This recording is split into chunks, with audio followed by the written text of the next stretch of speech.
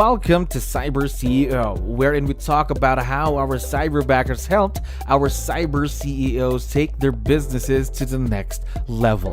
CyberCEO is powered by Cyberbacker, the world's leading provider of admin support services from anywhere in the world to anyone in the world. Please visit our website www.cyberbacker.com for more details.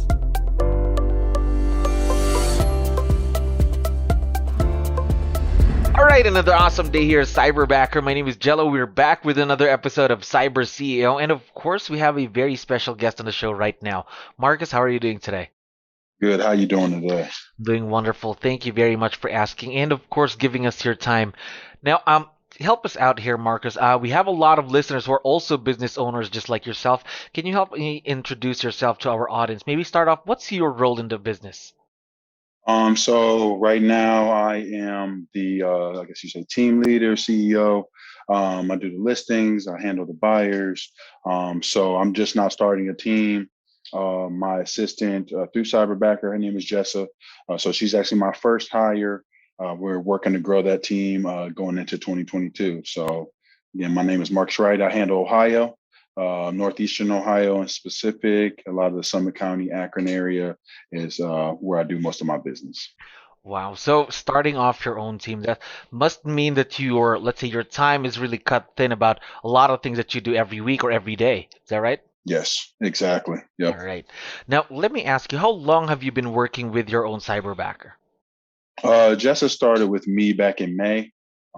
So it's only been, was that maybe 4 or 5 months that 4 or 5 months. she's been on board. Gotcha. So you also mentioned that she's really your first hire. How's the experience going so far working with your own cyberbacker? It's been amazing, actually. A lot of things that we wanted to put together, like systems and just kind of the how to's, keeping up with the database, marketing. It just has a consistency now. So that has been the biggest thing in terms of adding 𝗙cie onto the team. And I really enjoy working with her because she is a person that is self-efficient in terms of she wants to learn, she wants to pick up on things, she doesn't want to make the same mistake twice. She's kind of hard on herself, but I try to keep her calm and let her know it's all progress and about moving forward. So Right. Again, there is what we always see here in Cyberback. Growth is very, very important, especially when you really want to grow within what you're doing, and of course, to help out our cyber CEOs. Now, let me ask, what makes this type of a virtual relationship work? What makes it a successful partnership? I just think high level communication is the biggest thing. And then if you set those systems up in place to where just for 𝗙cie, she can go in, she can look at exactly how to do something. It's black and white, no gray area. I think those make it very successful. That way she knows exactly what she's doing in that particular notion, and then just making sure that we're staying communicated either via email, text, or call. So really that two-way communication between you and your cyberbacker. Now, let me ask, ever since you started last May, how much time has she saved you?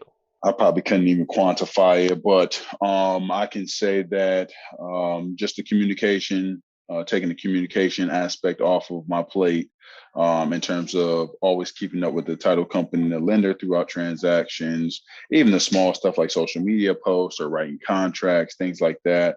I mean, I would say she easily saves me 10 plus hours, maybe a week, just off of those small tasks and not doing paperwork and not chasing things like that, answering emails.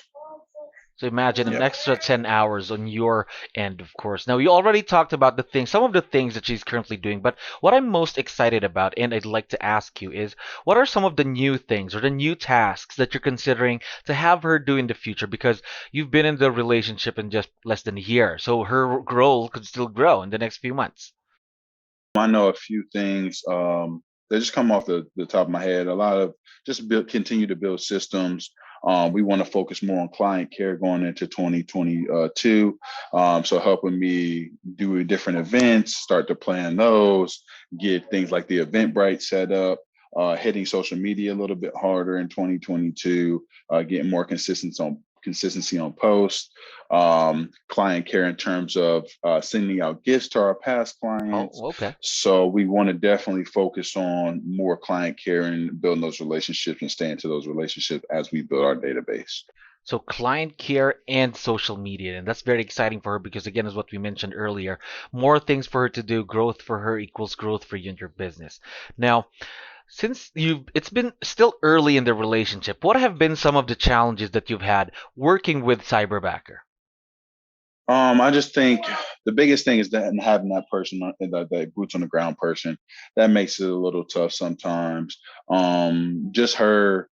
So the nice thing about having a cyberbacker and just not like somebody random is you guys do provide a lot of training, and you guys have a community and everything, which really helps her out. But I just think sometimes just the integral little small things in terms of the contract, in terms of like once we get an inspection and the contract starts to change based on the addendums, that's where we see some of the hiccup, but she's been quick to adjust.